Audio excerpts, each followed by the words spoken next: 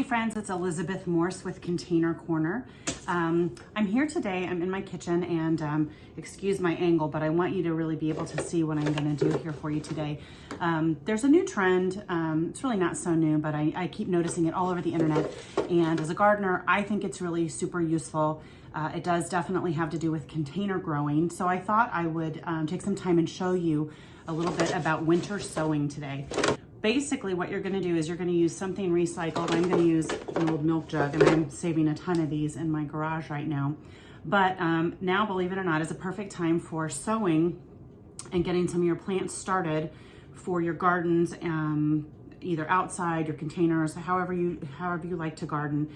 This is a great way to get started. And here are the benefits of winter sowing. So what you're gonna do is you're gonna make a tiny greenhouse basically, and you're gonna set your seeds outside once we've finished them, and they are gonna start growing, and they are gonna go through the cycles that seeds would normally go through when they're growing outside in nature.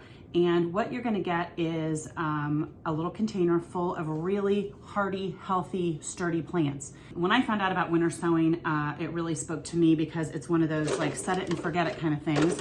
And a lot of people do different containers. I would say the most popular is the milk jug, and you're gonna get a milk jug, just plain old milk jug that's clear. And the first thing you're gonna do is use some scissors and poke a few holes. I've already poked mine here in the bottom. It's easier to do this before you make any other cuts. I will say some other really popular containers are the big clear, and it does need to be translucent. It can't be like white or a cloudy plastic. You need to have it be clear so that the light can get in. But kitty litter containers are great. Those salad containers that you see at the grocery store that are black on the bottom and then they have the clear top, those work really well too. But I really like these the best, and here's why. You have almost equal amounts if you cut it around in half. You have almost equal amounts for there to be plenty of development of the roots because you're gonna put the soil on the bottom. And then you also have all this space at the top where the plants can grow. Now, some of those salad containers and some other carry-out containers, those do work fine, but I'm just pretty lazy and I want to put these outside and forget about them, and these offer plenty of room for the plants to grow. So here's the deal. You can start vegetables, you can start flowers, and you can start herbs. And this is a particularly great thing to do if you're one of those people who puts tons and tons of annuals outside. This is a great way to be really, really cost effective. So again, I put the holes in the bottom. I've taken the cap off, and before that I washed it out so it's not stinky, there's nothing in it. And then what I did is I took my scissors, and you could also use an X-Acto knife, and I just cut all the way around. So see how that's kind of hinged? So what we're gonna do, we've got our holes in the bottom. We're gonna create this little greenhouse, and I've got some Pro Mix here. So you're gonna fill up your container in the bottom with soil, and I'm gonna say 3 or 4 inches is great. Okay, this is dry, so obviously it's gonna compact a little bit when we moisten it.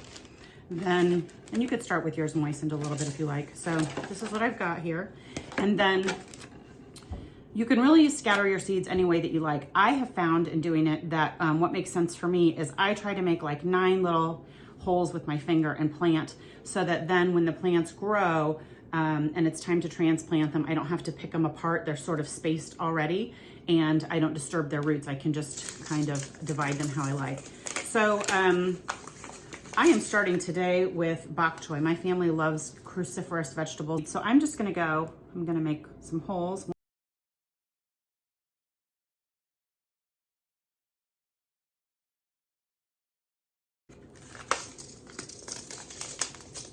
I'm going to cover that.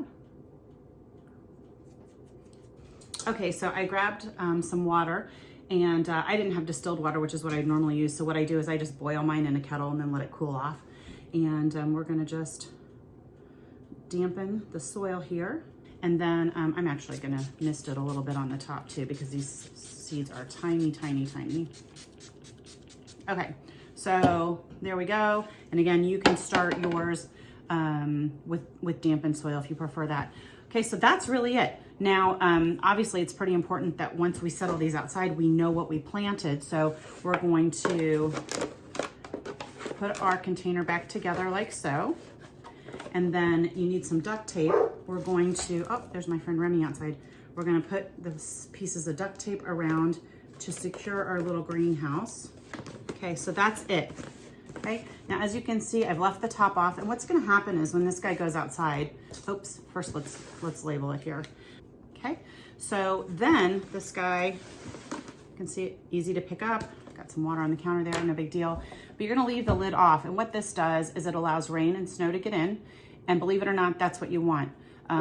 This guy will get enough humidity, it'll get enough moisture, and then as time goes on, these actually heat up pretty nicely in the summertime, or I'm sorry, in the sunshine, and your plants will begin to grow. What you need to just kind of watch out for as you get later in the spring, if you do get really, really dry, you may need to go to step outside and give them some water, but just check on them from time to time, every couple weeks. You're gonna put them outside in a place where they're not gonna get knocked over, maybe near your house where they get sun.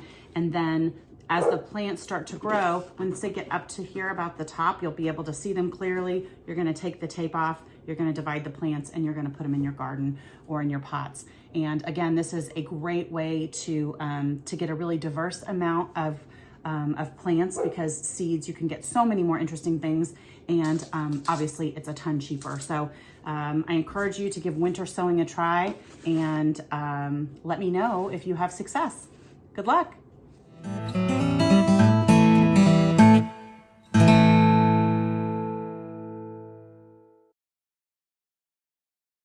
If you enjoyed these gardening tips, subscribe to our channel so you can get updates on new videos and stay in the know about all things gardening.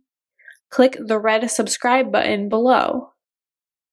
See the description below for more information about how to connect with us on PlantersPlace.com, Facebook, and Instagram.